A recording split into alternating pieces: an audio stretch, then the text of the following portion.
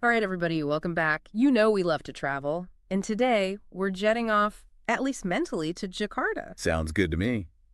Always up for a new adventure, especially when we've got such a fascinating list of must-sees. Yeah, this list we found, it's not just like your typical tourist traps. We're talking about places that scream Jakarta, places that have stories to tell. Right.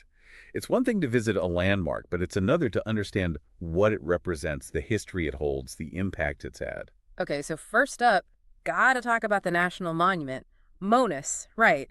I mean, you can't miss it, this towering structure. Absolutely. Monas is like the Eiffel Tower of Jakarta. It's iconic. Hmm. But it's more than just a pretty picture. It represents Indonesia's fight for independence.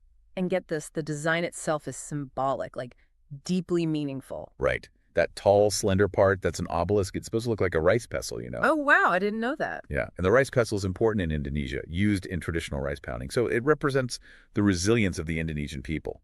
And the flame at the top. Don't tell me it's real gold. You got it. Real gold leaf, symbolizing the burning spirit for freedom. See, that's what I love about this. It's not just a monument, it's a story. Speaking of stories, apparently there's a museum at the base of Monas. There is. And you know what I love about museums in these sorts of places? They give you the context. Exactly. Like you see this grand monument, and then you can go deeper, learn about the actual events, the people involved, the struggle for independence. Exactly. You get the whole picture. Okay, next on our list is Kota Tua, the old town. This is where it's at for history buffs, right? Oh, absolutely. Kota Tua is like stepping back in time.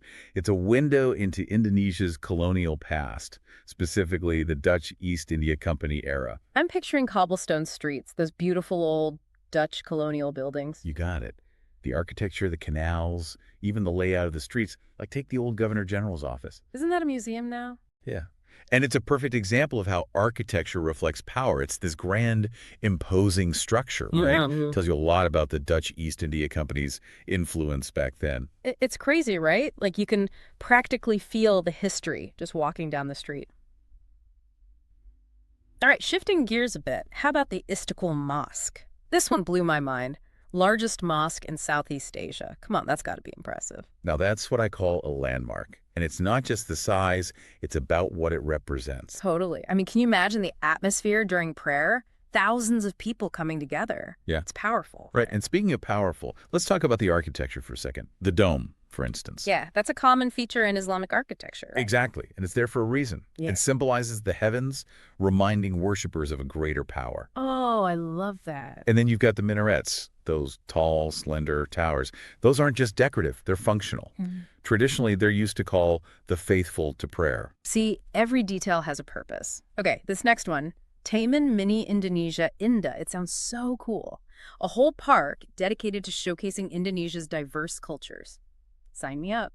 It definitely sounds like a fun experience, and it's a great way to get a taste of the different cultures within Indonesia. Right, like a crash course in Indonesian culture, all in one place. Yeah, but it's important to remember, with these kinds of miniature cultural parks, things can get a bit simplified. Right, it's not the same as actually going to these places. Exactly. It's like a starting point, something to spark your curiosity and encourage you to explore further. Totally. Well, on that note, let's wrap up with something a little more, shall we say, modern.